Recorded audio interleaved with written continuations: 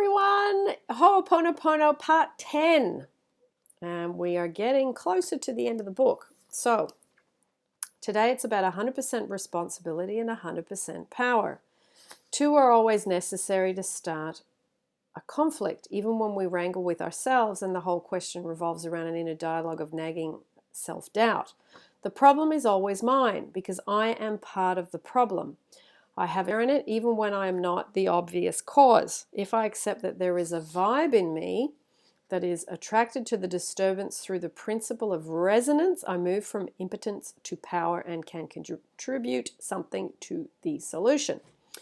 We are frequently accustomed to react to circumstances, events, and people. For us to take 100% responsibility for everything that comes into our life means that we must make the leap from reaction to action. The trainer and entrepreneurial advisor Stephen R. Covey calls this becoming proactive. Taking 100% responsibility means understanding that I dispose of the free decision to choose my reactions. If we understand ourselves as spiritual beings, we recognize the equality of all living beings and can develop the qualities of sympathy, understanding, and equanimity in ourselves.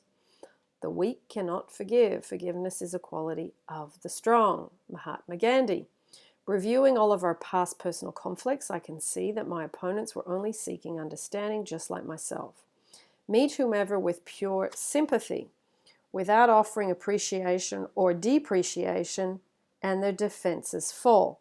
How often have I gone to battle or resisted what I felt when I felt myself misunderstood? The secret of the success of the Ho'oponopono method of conflict resolution lies in its taking a backward step and appreciating nobody and nothing.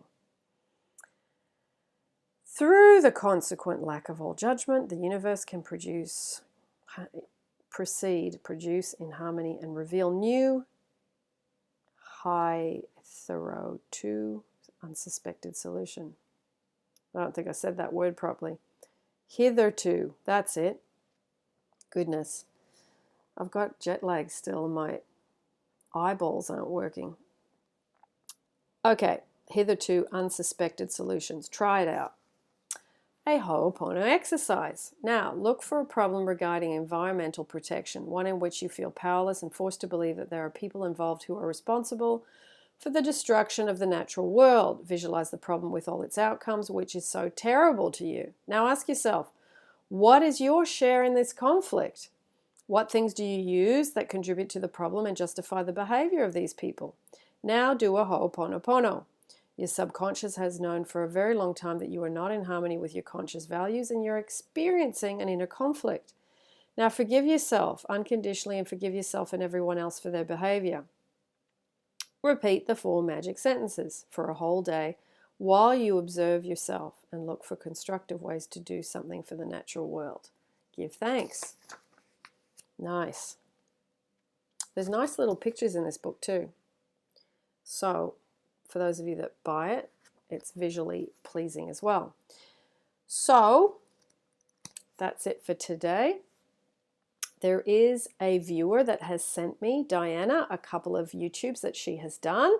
So today I'm going to add those 2 YouTubes down below for those of you that want to check it out. I always try, if people send me stuff, if it's relevant to what we're doing here, to add them in for you to have a look. So check out Diana and see what you think. And that is it for today.